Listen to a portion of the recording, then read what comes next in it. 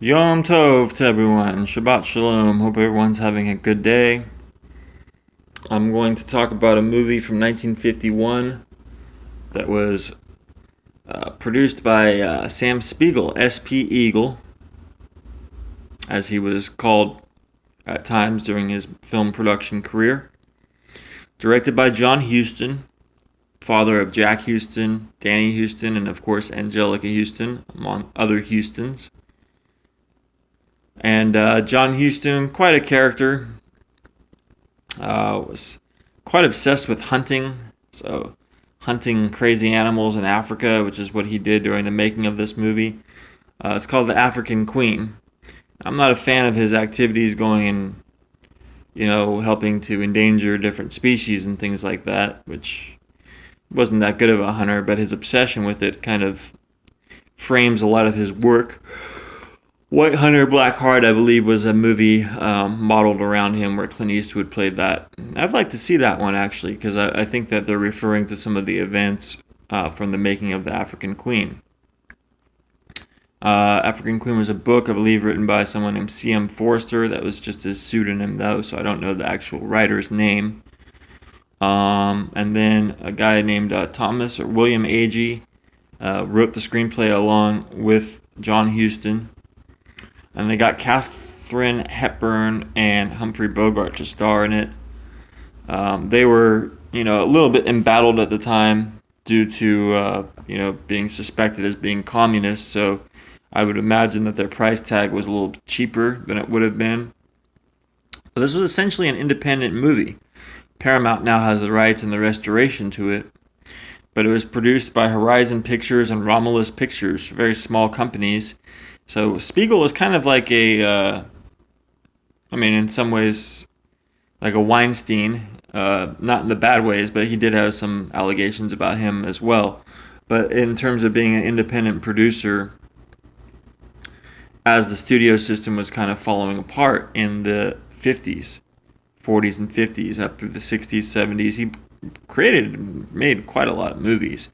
Bridge on the River Kwai. I believe he was involved in the production of Lawrence of Arabia as well. So this guy is definitely, ranks right up there with some of the greater producers, not only of his era, but of any era. And, I love my videos that I do. I hope everyone out there is enjoying them. Trying to give some people some information, not only about movies of today, but of the future. Just got a wonderful job.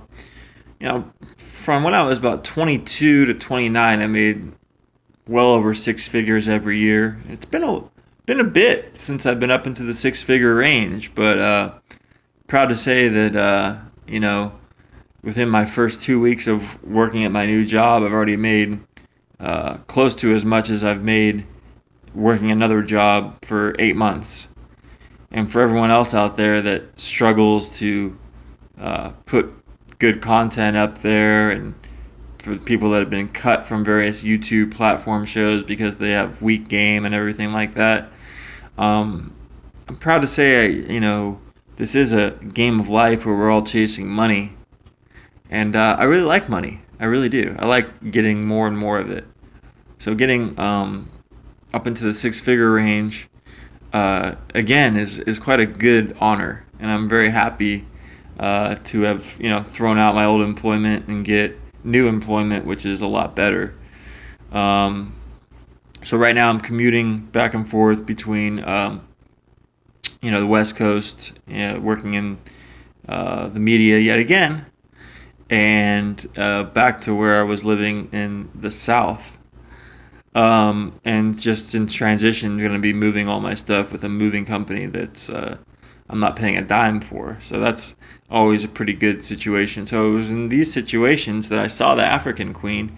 I'd seen The African Queen when I was much younger, and watched it over Shabbat and really enjoyed it. I find it to be, the DNA maybe for a movie such as, It Happened One Night seems maybe that it influenced this, but that this movie is of a big influence on Romancing the Stone, Fool's Gold, all sorts of other movies that come up over in recent and other years. So I'm going to stop this video now. I'm going to get to more of the meat of the review and what I like about the movie and all that in the next video. Thanks so much.